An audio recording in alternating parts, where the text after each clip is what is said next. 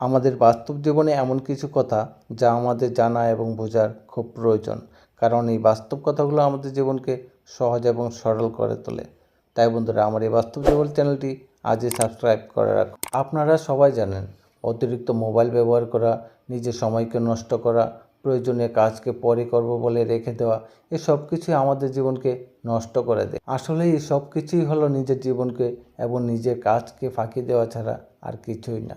কিন্তু আফসোসের বিষয় হলো, আপনি সব কিছু জানার পরেও এই কাজগুলো করতে থাকেন। আপনার জীবনের যে দায়িত্ব রয়েছে, যে কাজগুলো করার আপনার খুব প্রয়োজন, সেই কাজগুলো করতে আপনার ভালো লাগে না। আপনার ভালো লাগে শুধুমাত্র এন্টারটেনমেন্ট করতে, আপনার ভালো লাগে মোবাইলে রিলস দেখতে, আপনার ভালো লাগে মোবাইলে গেমস খেলতে, আপনার ভালো লাগে হোয়াটসঅ্যাপ বা মেসেঞ্জারে বন্ধুদের সাথে কথা বলতে। আজ আমি আপনাদের ছোট্ট একটি ঘটনা বলবো। আশা করি এই ঘটনাটি শোনার পর আপনার জীবনে একটি পরিবর্তন অবশ্যই আসবে। একটি ছেলে উচ্চ মাধ্যমিক পরীক্ষার প্রস্তুতি নিচ্ছিল, আর সেই কারণেই তার বাবা অনেক কষ্ট করে তার জন্য একটি মোবাইল কিনে নিয়ে আসে, যেন সে অনলাইনে ক্লাস করতে পারে। ছেলেটি পড়াশোনার পাশাপাশি মোবাইলে গেমস খেলতেও ভালোবাসত। একদিন ছেলেটি বই সামনে রেখে মোবাইলে গেমস খেলতে থাকে, আর তখন ছেলেটির বাবা তা দেখে ছেলেটিকে বকাবকি করে, কিন্তু তাতে ছেলেটি কিছু মনে করেনি। তারপর আরেকদিন যখন ছেলেটির বাবা ছেলেটিকে গেমস খেলতে দেখে, তখন ছেলেটিকে অনেক বেশি বকাবকি করে।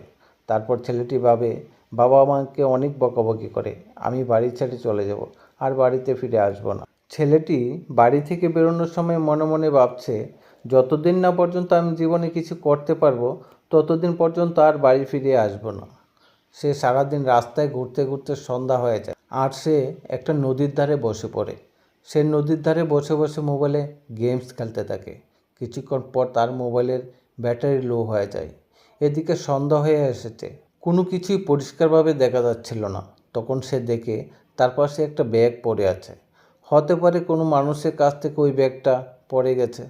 তখন ছেলেটা ওই ব্যাগটি তোলে, আর দেখতে পায় ওই ব্যাগের ভিতর কিছু পাথর রয়েছে। আর তারপর ছেলেটি একটি পাথর নদীতে ছুঁড়ে ফেলে, আর তখন জলের মধ্যে একটা শব্দ হয়, আর ওই শব্দটা ছেলেটির ভালো লাগে। তারপর ছেলেটি একটি একটি করে পাথর ছুঁড়তে ছুঁড়তে ঘুমিয়ে পড়ে। সকালে যখন ঘুম ভাঙলো, তখন দেখতে পায় তার হাতে একটি পাথর চকচক করছে। তখন ছেলেটি বুঝতে পারে এই পাথরগুলো অনেক মূল্যবান পাথর, যে পাথরগুলো সে নদীতে ছুঁড়ে ফেলে দিয়ে খেলা করছিল। তারপর সে নদীতে অনেক খোঁজাখুঁজি করে, কিন্তু একটি পাথরও খুঁজে পেল না। তারপর সে অনেক আফসোস করে ওই পাথরগুলির জন্য। তারপর ছেলেটি বুঝতে পারে তার বাবা তাকে কেন বকাবকি করত, কেন গেমস খেলার জন্য বকাবকি করত। সে বুঝতে পারে তার মূল্যবান সময়টা মজার ছলে সে নষ্ট করে দিচ্ছিল, আর তার জন্যই তার বাবা তাকে বকাবকি করত। আর তারপর সে আবার বাড়িতে ফিরে যায়। আপনারা যারা নিজের মূল্যবান সময়টা একটু মজা করার জন্য নষ্ট করে দিচ্ছেন, নিজের সময়ের মূল্য দিচ্ছেন না, আপনারাও একদিন বুঝতে পারবেন, আর তখন আফসোস করা ছাড়া আর কিছুই করার থাকবে না।